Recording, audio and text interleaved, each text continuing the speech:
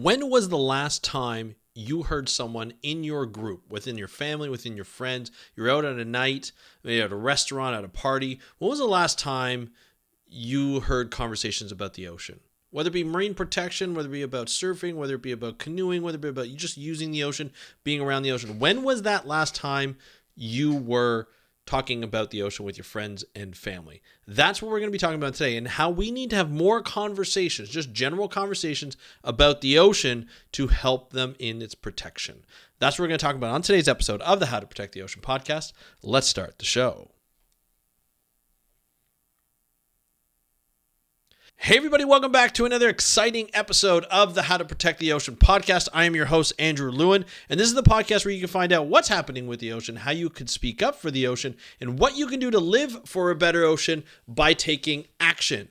And here on today's episode, we're going to be switching it up a little bit. So normally, for the last probably 8 months or so, maybe even longer, 9 months, I've been recording this podcast with video. So it's the same podcast. And that changed everything I did. It changed all of my processes, where I recorded, how I edited, how I did everything, because I wanted to add that YouTube element, that video element. And, Spotify was coming out with video. Obviously, YouTube was all about video, and they're claiming they're the largest video podcast, or the largest podcast, 1 billion downloads podcast platform, which I don't think is really that true. But regardless, I decided to switch it back a little bit, trying something new. And the reason I'm doing that is because I find when I record with video, my ideas change. My mannerisms, the way I speak changes. It's a lot less natural. I cut more, I edit it. I have someone actually edit it for me. And I decided for the audio podcast, I want to go back to where we began. 10 years ago, going back to saying, you know what? I really enjoyed doing a podcast just with the microphone, just looking at my notes, looking at a computer screen, and talking to you in your earbuds, right? That's the goal. That's where a lot of you are listening to me. And I've noticed that I don't know, I find I'm a little better that way. I'm still going to do a podcast episode after this for YouTube, but everything else that we do on Spotify, on Apple Podcasts, on your favorite podcast app that you listen to this on will continue to be audio, but I'm going to just record for audio, right? You're going to get the raw kind of thoughts, because that's what I love about podcasting is it's raw. It doesn't have to be perfectly edited. It doesn't have to be like an NPR or a CBC radio show in terms of the quality of that content. But I just love just riffing on a microphone and just being like, hey, let's just talk about this stuff. And so that's what we're going to do today. We're going to go back to the roots, see how this goes for a little bit. And I'd love if you've been listening to this episode or this podcast for the last little bit, I'd love for you to tell me what you think of the difference. So whether it's like, straight up interview or straight up solo episode where I've done video and it's been a little bit more edited, or this kind of fashion where it's a little bit more raw, but I'm talking to you personally in your earbuds, not in video. I find I'm a little bit more relaxed without the video. Still going to do video on YouTube, but just I want to hear your thoughts. So hit me up on Instagram at How to Protect the Ocean, or you can email me it's Andrew at speakupforblue.com, Andrew at speakupforblue.com, or you can go to my website, just hit up the contact us and leave me, just fill out the form, leave me a note. Love to know the difference, because this is going to dictate how I do things in the future.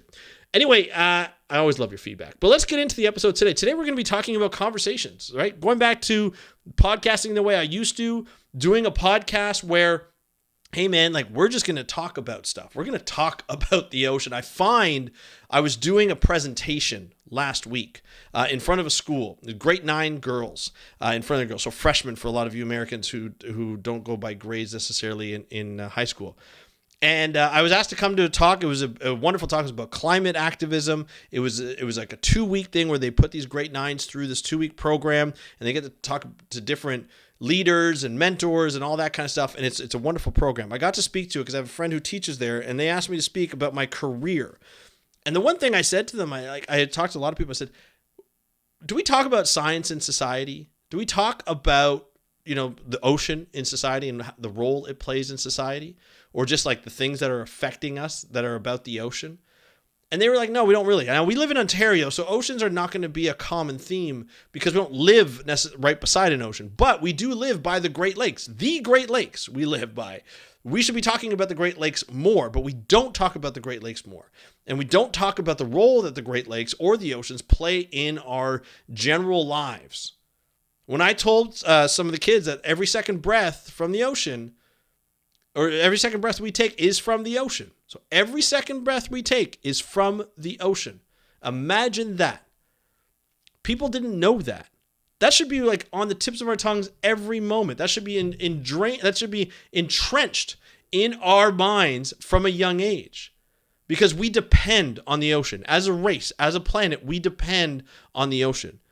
If we screw this ocean up, we only get one big ocean. Right? I know there's regions, but we get one ocean. And if we screw it up, we're done. That's really comes down to it. If we screw up the ocean so badly, we're done as a species. It may not happen for a long time for us, but we're done if this continues to happen. And so what I wanted to do today is I wanted to say, hey, let's encourage more conversation around the ocean. It doesn't have to be about just conservation.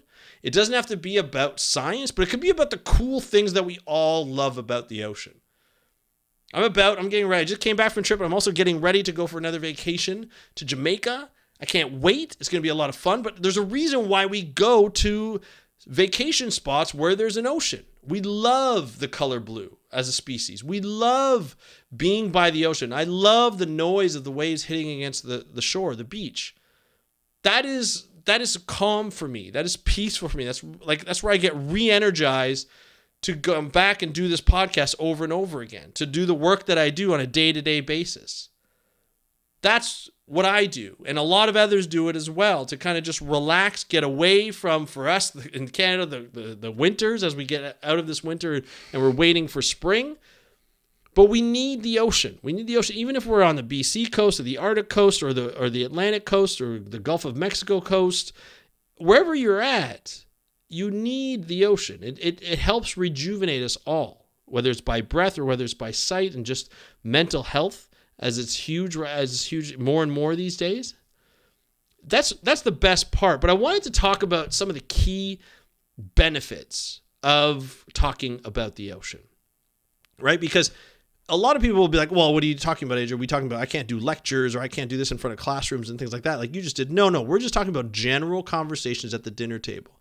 You have a dinner party or you're going out to a restaurant or you're at a party. Are you talking about the ocean in general? Because the one thing it does do is enhances public awareness and education. So engaging in any type of dialogue around the marine ecosystems and conservation efforts increases the public's understanding of ocean issues.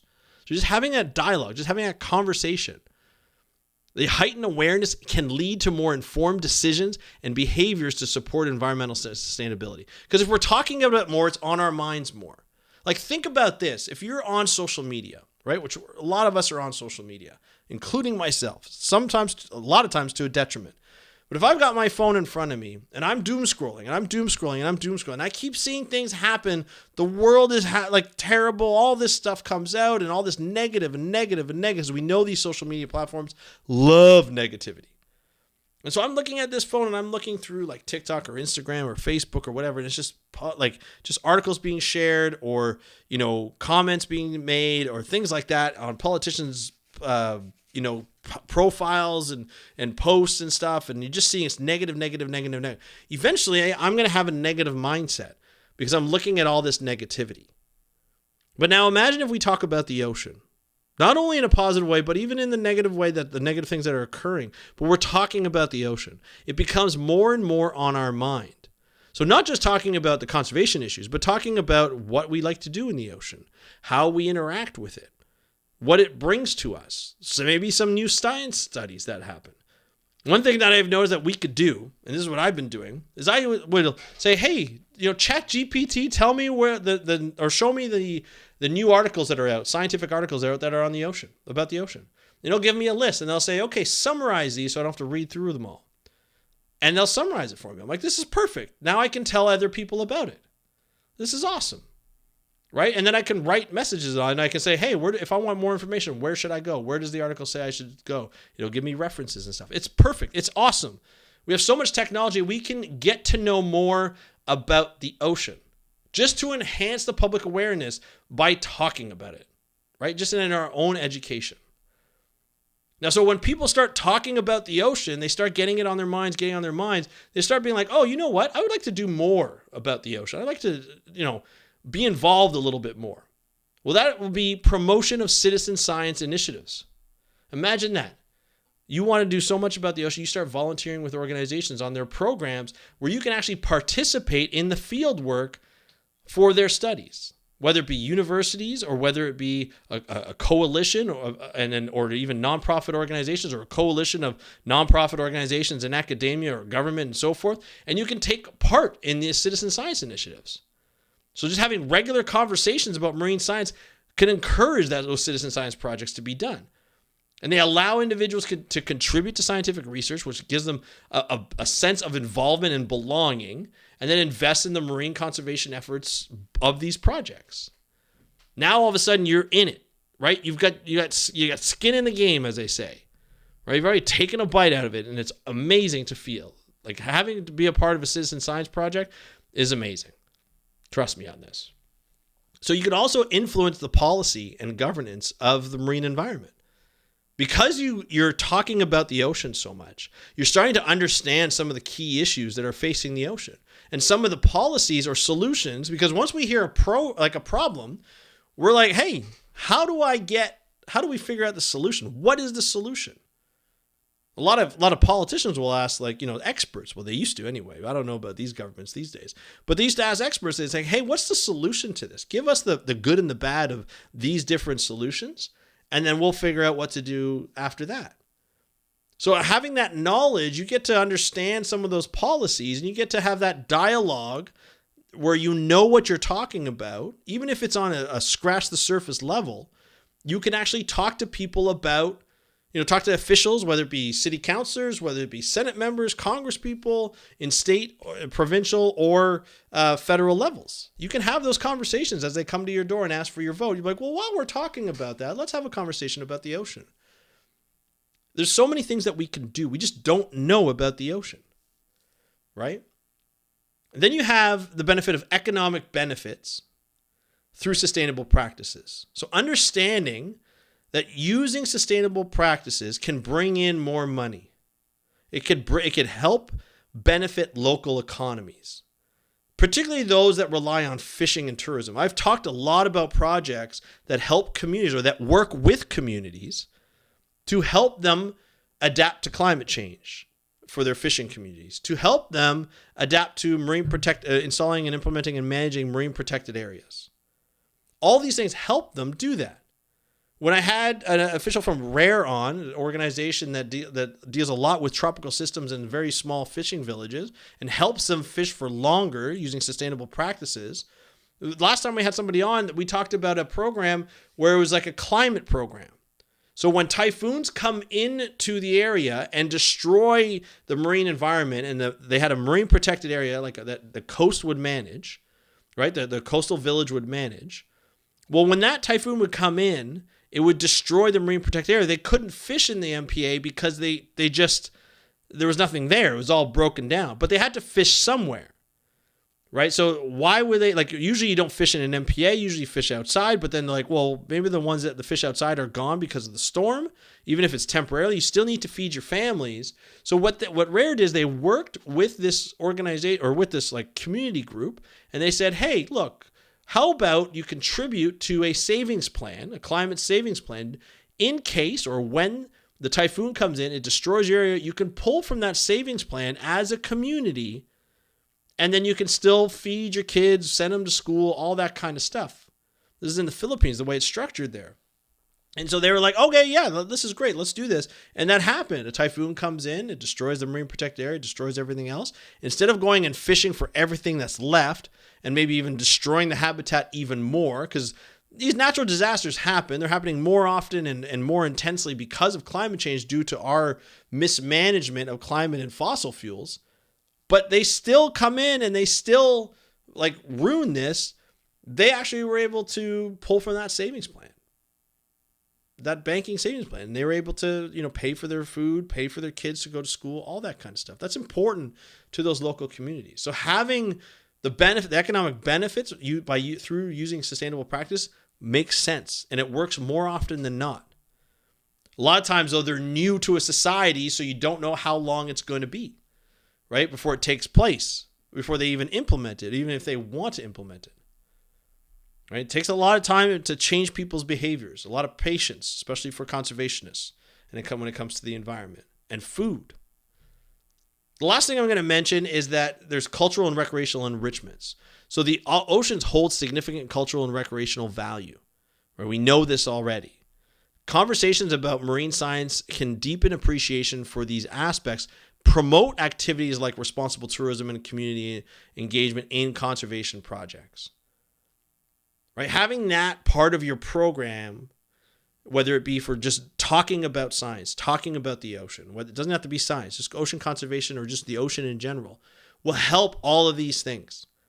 From enhancing public awareness and education to promoting citizen science-ship. Is that